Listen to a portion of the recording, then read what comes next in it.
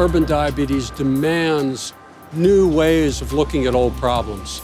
It's a huge tidal wave that's behind us. We really have to do something about it, and we have to do something about it now. My name is David Napier. I direct the University College London Science, Medicine and Society Network. The Science, Medicine and Society Network is devoted to attacking new and emerging problems that demand the skill sets of more than one discipline and that affect society very deeply, such as urban diabetes.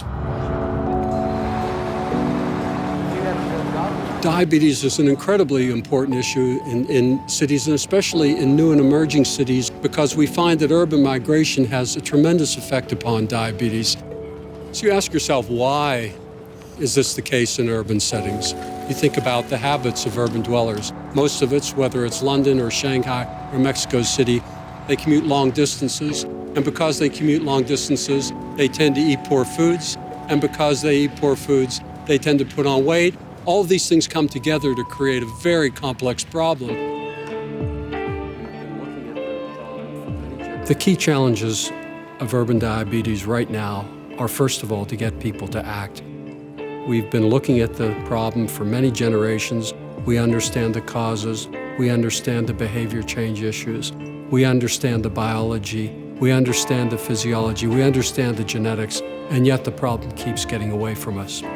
In order to address this problem, we need to have a different approach. We need to cast the net much more broadly. And this means bringing in new forms of research, new forms of community action. And I believe that Cities Changing Diabetes is the right approach to take.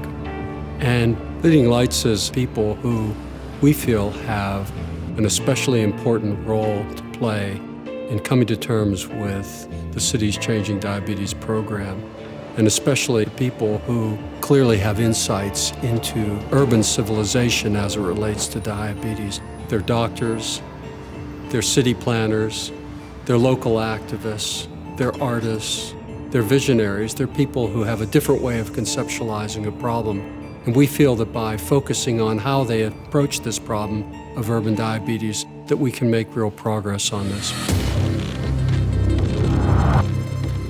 Here we are in the middle of London, in Camden Town. If you look around us here, you'll see many people leading quite busy lives. Most of their lives are characterized by motion in a car, in a taxi, on a bus. The food they eat, oftentimes fast food.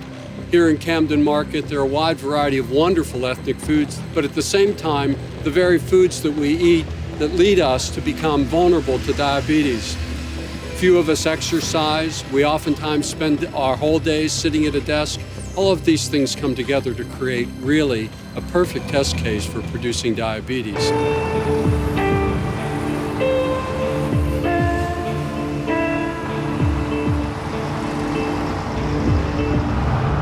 We feel that this situation could be changed, and it can be changed dramatically, but it's going to require the combined skill sets of a diverse group of people, because it's in these people that we have hope for the future. And this is what the project is all about, trying to identify who are the key people who understand the complexity of urban areas and what we can do to change our habits in those areas, because together we feel we can conquer this problem.